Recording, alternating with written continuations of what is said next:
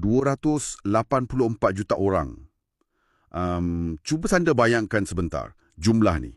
Kalau kita gabungkan seluruh penduduk Indonesia dan juga Malaysia, kemudian kita letakkan mereka semua di satu tempat. Itu satu lautan manusia yang sangat padat tu. Ya, betul. Dan jumlah lautan manusia itulah yang mewakili bilangan individu di seluruh dunia yang hari ini, pada detik ini, sedang bergelut dengan gangguan anxiety atau kebimbangan melampau. Dan jujurnya, itu hanyalah angka yang direkodkan secara rasmi kan? Realitinya, jumlah mereka yang menderita dalam diam ni pasti jauh lebih besar. Tepat. Data yang saya kongsikan ini berpunca daripada Laporan Pertubuhan Kesihatan Sedunia atau WHO bagi tahun 2024. Dan saya sengaja membuka sesi penerokaan mendalam kita hari ini dengan angka yang agak mengejutkan ni kerana satu sebab utama. Kita nak hancurkan mitos. Anxiety ni bukan sekadar perasaan gementar biasa sebelum anda masuk ke bilik temuduga. Ya, bukan sekadar rama-rama dalam perut tu lah. Betul. Ia bukan keadaan mengada-ada atau kelemah mental seperti yang sering dilabelkan oleh setengah masyarakat kita. Ia adalah satu beban global yang nyata, yang betul-betul merumukkan kualiti hidup. Saya sangat bersetuju apabila kita melihat fail dan dokumen kajian perubatan untuk sesi analisis mendalam kita pada hari ini. Misi kita adalah untuk merombak pemahaman tradisional kita. Faham. Kita tidak hanya akan melihat isu anxiety ini dari lensa perubatan barat semata-mata yang kadangkala bersifat terlalu mekanikal. Kita akan menelusuri satu dokumen kajian perubatan bersepadu. Maknanya satu gabungan antara sains perubatan moden dan juga perubatan Islam. Kita nak mencari jawapan holistik yang membuktikan bagaimana kesihatan jasad, kecerdasan akal, emosi jiwa dan daya tahan rohani kita ni. Semuanya bersambung kan? Ya, semuanya berselirat dan saling bergantung antara satu sama lain. Jadi, untuk anda yang sedang meluangkan masa mendengar perbincangan kita ni, saya ada satu persoalan peribadi untuk anda.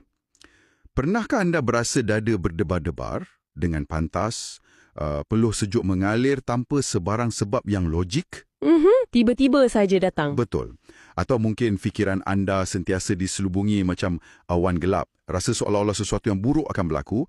Walaupun jika dilihat dari luar, kehidupan anda nampak sempurna dan stabil. Ya, nampak macam tak ada masalah langsung. Jika anda pernah melalui fasa ini, penerokaan mendalam kita ini memang direka khas untuk anda. Kita mahu selak tirai biologi dan rohani ini untuk faham apa sebenarnya yang sedang memanipulasi tubuh kita. Menarik. Mari kita mulakan dengan sains dahululah. Dari mana sebenarnya datangnya serangan ni? Okey, secara biologinya, tubuh manusia ini, khususnya otak kita adalah satu sistem kejuruteraan yang sangat rumit lah. Dokumen kita menekankan bahawa anxiety pada peringkat paling asas bermula dengan ketidakseimbangan bahan kimia dalam otak. Bahan kimia yang kita panggil neurotransmitter tu Ya, tepat sekali. Neurotransmitter. Dan kita sedang melihat kepada 3 watak utama dekat sini. Serotonin, dopamin dan juga GABA. Okey, tunggu sekejap. Sebelum kita pergi lebih jauh, mari kita perincikan sedikit terma-terma ni untuk pendengar kita. Kita memang selalu dengar perkataan-perkataan ni. Tapi apa sebenarnya tugas mereka? Okey, cuba bayangkan otak anda sebagai sebuah lebuh raya yang sangat sibuk dengan maklumat. Neurotransmitter ni adalah macam kenderaan yang membawa mesej dari satu sel otak ke sel otak yang lain. Okey, macam lori pengantar barang lah. Betul. Serotonin pula adalah seperti pengurus trafik yang memastikan semuanya tenang dan stabil. Dopamin pula adalah sistem ganjaran yang memberikan kita rasa motivasi dan gembira. Tetapi yang paling penting dalam konteks anxiety ni ialah GABA. GABA ni bertindak sebagai pedal brake utama otak kita. Apabila tahap GABA ni rendah, brake tu tak makan lah kiranya. Ya, otak anda hilang keupayaan untuk menekan brake apabila emosi cemas tu datang. Maka tindak balas takut tu menjadi berterusan tanpa henti. Wah, maksudnya sistem amaran dalam otak kita tu memang dah rosak lah. Jika saya boleh berikan satu analogi dari dokumen kita kan, ia ibarat fungsi pembetulan automatik atau autocorrect pada telefon pintar anda. Oh, analogi yang sangat tepat. Kan? Dalam keadaan normal, autocorrect ni membantu membetulkan kesilapan ejaan kecil supaya mesej kita jelas. Itulah fungsi amigdala yang sihat. Dia bagi tahu kita ada bahaya kecil di hadapan. Tetapi bagi pesakit anxiety ni, autocorrect ni menjadi sangat-sangat agresif dan rosak. Anda type, "Hai, jom makan," tetapi telefon anda menukarnya menjadi, "Awas, lari sekarang." Ya Allah. Watak mereka sentiasa memutarbelitkan realiti yang selamat menjadi satu naratif ancaman yang ekstrim. Analogi yang sangat genius. Dan autocorrect yang sentiasa rosak inilah yang merembeskan satu lagi bahan kimia bahaya, iaitu hormon kortisol. Oh, hormon stres tu kan? Ya, apabila kortisol sentiasa tinggi secara kronik, badan kita akan berada dalam keadaan lawan atau lari, fight or flight, setiap minit. Dan faktor persekitaran moden kita ni menjadi penyumbang utamanya. Macam budaya kerja 24 jam kita ni lah. Betul. Pendedahan skrin dan media sosial yang membanjiri otak dengan informasi negatif, bebanan hutang kewangan, trauma masa lalu dan kurang tidur kronik. Kurang tidur ni saya rasa ramai yang buat. Memang ramai. Apabila anda tak tidur, otak tidak dapat mencuci sisa-sisa toksik dari hari semalam, menjadikan amigdala anda jauh lebih sensitif. Terdapat juga faktor genetik tau. Oh, genetik pun main peranan. Ya, kalau keluarga terdekat anda ada sejarah anxiety, risiko genetik anda meningkat sebanyak 30 hingga 40%. Wow, tinggi juga tu. Okey, setakat ini sains moden sangat cemerlang dalam menerangkan bagaimana enjin jasad kita ni rosak. Mekanismenya sangat jelas. Tetapi dokumen sumber kita membawa kita melangkaui mikroskop. Ke alam yang lebih halus. Ya. Ia memaksa kita melihat satu dimensi yang hampir sepenuhnya diabaikan oleh dunia perubatan barat, iaitu dimensi rohani.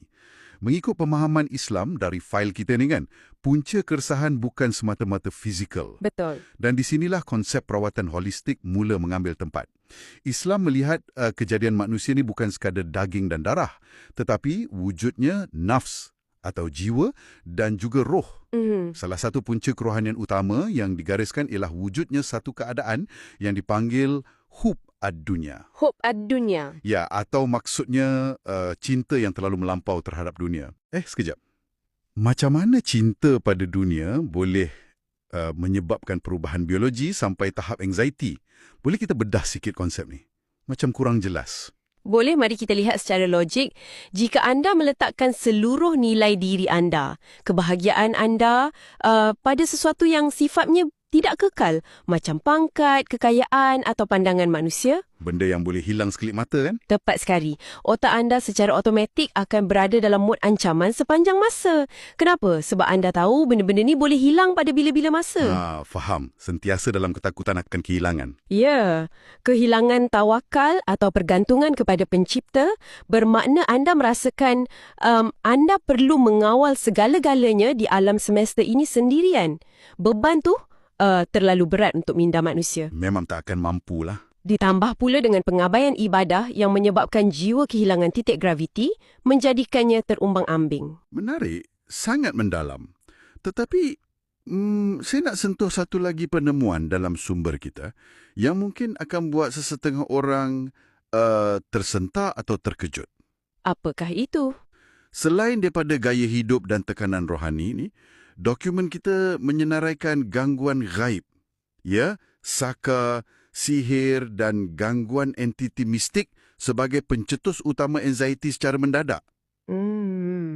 Isu yang agak berat tu. Okey, biar saya jadi suara yang skeptikal di sini kejap.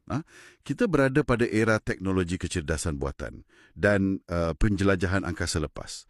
Adakah kita benar-benar berbincang tentang entiti gaib sebagai punca diagnosis klinikal pada tahun 2024 ni? Saya faham skeptisisme tu. Sebagai penganalisis, memang wajar untuk kita menapis maklumat ini dengan teliti. Tetapi kita harus melihat data daripada pesakit-pesakit kronik. Maksudnya pesakit yang dah cuba rawatan moden. Ya. Dokumen kita merekodkan kes-kes di mana pesakit telah melalui segala protokol perubatan moden, mengambil dos ubat psikiatri yang paling tinggi. Namun, amigdala mereka masih mencetuskan panik tanpa sebarang perangsang luaran. Walaupun dah makan ubat kuat. Betul. Dalam epistemologi Islam, wujudnya entiti gaib seperti syaitan yang memang fungsi utamanya adalah membisikkan was-was secara langsung ke dalam dada manusia. Jadi ini bukan sekadar metafor. Bukan metafor sama sekali. Bisikan halus berterusan ini memanipulasi minda separa sedar pesakit, mencipta ketakutan yang tidak rasional yang akhirnya memanifestasikan diri sebagai simptom fizikal yang nyata. Okey, mari kita sambung titik tu. Bila fikiran dan roh kita diserang dari pelbagai sudut sebegini, sama ada dari ketidakseimbangan biologi atau bisikan entiti mistik, macam mana tubuh kita cuba memberitahu kita yang ia sedang menderita? Mari kita rungkai simptom atau kod amaran yang dihantar oleh badan kita. Okey, badan kita ni adalah komunikator yang sangat jujur. Dari sudut fizikal, pesakit akan melalui episod jantung berdebar laju atau palpitasi, seolah-olah macam baru lepas berlari pecut. Ya, dada rasa nak pecah. Mereka akan berpeluh dengan banyak, otot bahu dan leher menjadi sangat kejang.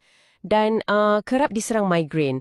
Malah ada yang rasa sesak nafas, rasa seolah-olah macam ada sesuatu yang mencekik tekak mereka. Ada satu terma klinikal dari dokumen sumber kita yang saya rasa kita patut jelaskan. Depersonalisasi. Bunyinya pun agak menakutkan bila dibaca.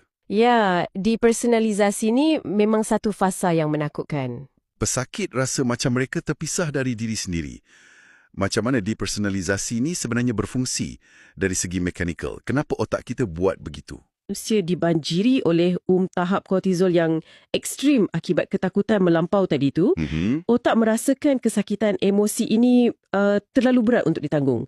Jadi secara neurologi, ia ibarat mencabut plug dari realiti. Wow, dia off switch terus. Ya, ia seolah-olah memutuskan sambungan litar untuk melindungi teras sistem. Pesakit akan berasa seolah-olah mereka terapung di luar tubuh mereka sendiri. Macam tengok diri sendiri dari luar. Betul. Melihat kehidupan mereka seperti sedang menonton filem di pawagam, tanpa sebarang rasa emosi atau ikatan langsung kepada realiti di sekeliling. Ya Allah. Mesti sangat mengerikan bagi sesiapa yang mengalaminya. Tapi itu dari sudut konvensional lah kan. Bagaimana pula kita beralih ke simptom spiritual? Macam mana kita nak tahu kod amaran tu sebenarnya datang dari gangguan gaib dan bukan biologi? Tanda-tandanya sangat spesifik dan ia banyak tertumpu kepada hal kerohanian.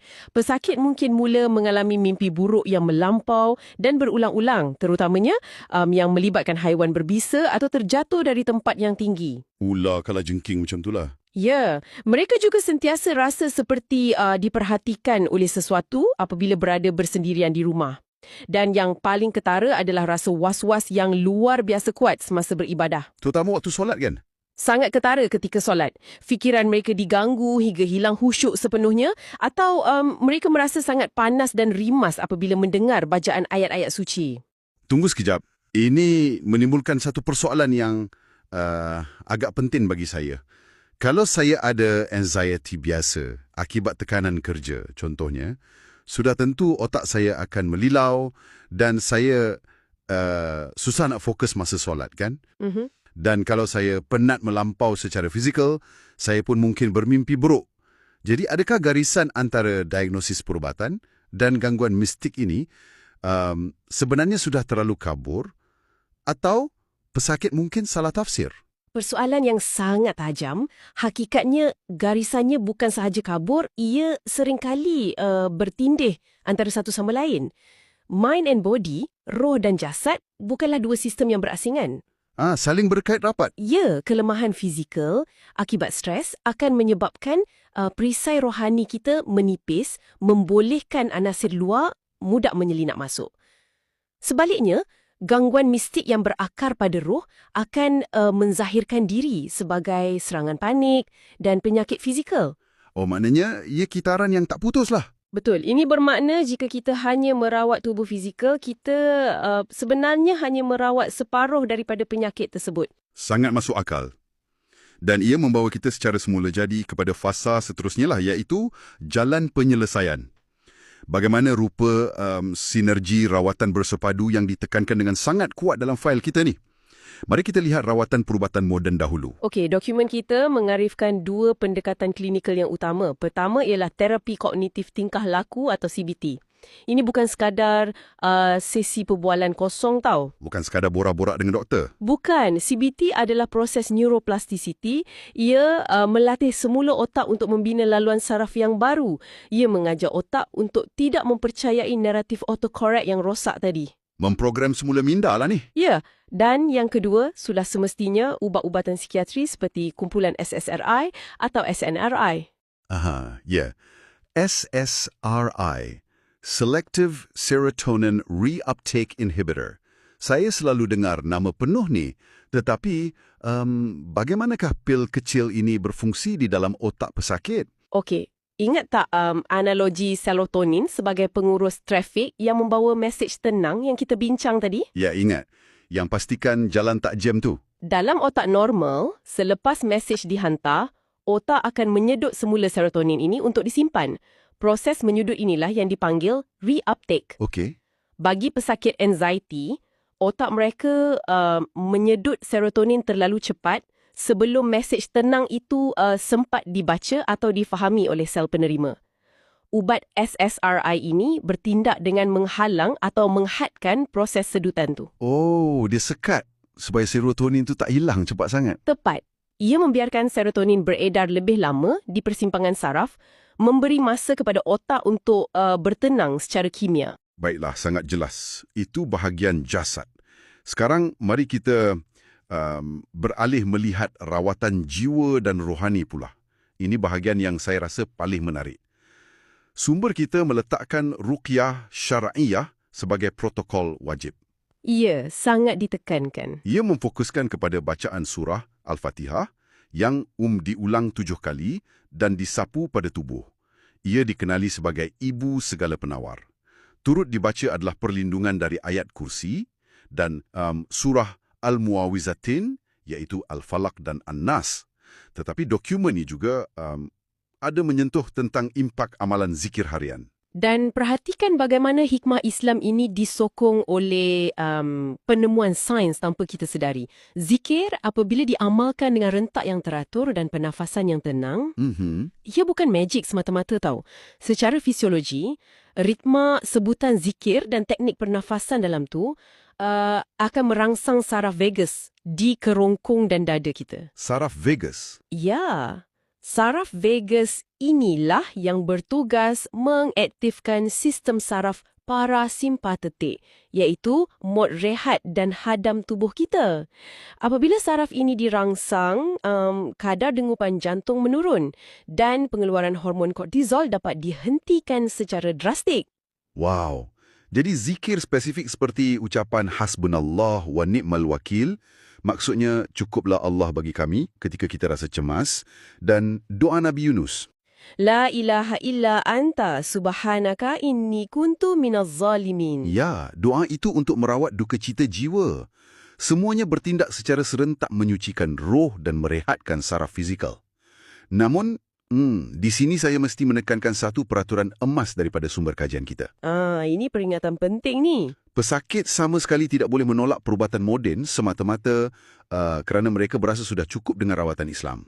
Ini sangat-sangat kritikal.